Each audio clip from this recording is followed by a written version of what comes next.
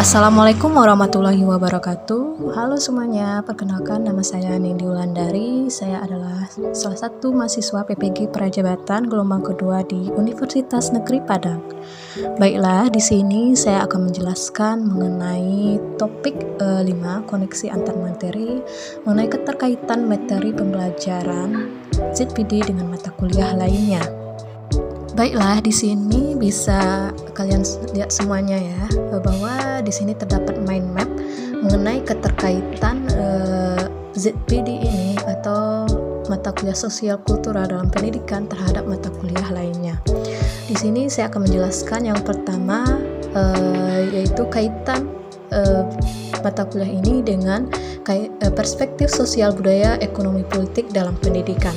Bisa kita lihat itu adalah filosofi pendidikan. Kaitannya adalah peserta didik mempunyai latar belakang, karakteristik, dan gaya belajar yang berbeda. Lingkungan rumah sangat mempengaruhi sikap sosial, komunikatif, moral saat di sekolah. Berarti menggunakan metode the scaffolding ZPD ini sangat membantu proses pembelajaran di sekolah. Studi karakteristik dari peserta didik, peserta didik mampu mengembangkan pengetahuan dan soft skill-nya sesuai kemampuan masing-masing.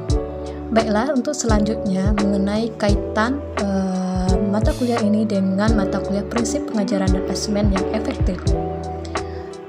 Saya jelaskan implikasi teori belajar kurikulum Vygotsky yang menghendaki pembelajaran yang berorientasi pada peserta didik, sehingga penerapan strategi pendekatan, metode, dan teknik scaffolding pada ZPD harus sesuai dengan pembelajaran berdiferensi. Pada pembelajaran menggunakan scaffolding, dengan memperhatikan ZPD, guru harus melakukan asesmen awal atau diagnostik, baik kognitif maupun non-kognitif, untuk mengetahui kesiapan atau kemampuan awal belajar siswa. Jadi sebelum proses pembelajaran berlangsung, guru melakukan diagnostik dulu atau asesmen awal dulu terhadap perkembangan peserta didik. Hal ini digunakan untuk mengetahui bagaimana proses latar belakang dari peserta didik tersebut, baik itu gaya belajarnya atau kemampuan awalnya, pengetahuan awalnya. Hal tersebut bisa digunakan untuk mengarahkan nanti guru sebagai fasilitator yang baik untuk mengarahkan peserta didik dalam proses pembelajaran.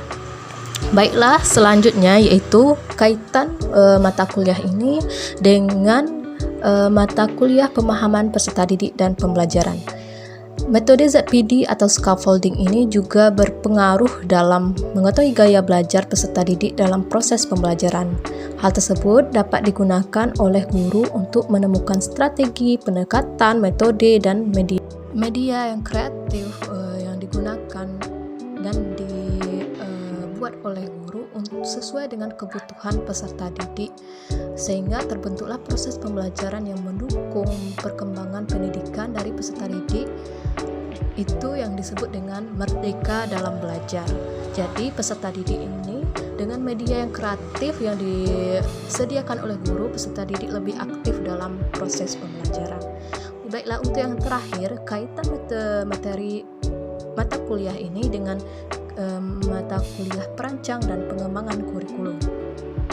Metode scaffolding pada ZPD menuntun anak dalam membangun pola pikir mulai dari tahap rendah menuju tahap tinggi, sehingga guru mampu menerapkan strategi, pendekatan, metode, dan media yang sesuai dengan gaya belajar peserta didik, sehingga peserta didik memiliki kemampuan UBD atau Understanding by Design apabila siswa memiliki pengetahuan diri dengan menunjukkan metakognitif, memahami gaya belajar, prasangka, kebiasaan pikir yang membentuk pemahaman sendiri dalam menjelaskan dan menafsirkan, menerapkan, memiliki interpretasi, empati, dan menyadari pengetahuan serta soft skill diri.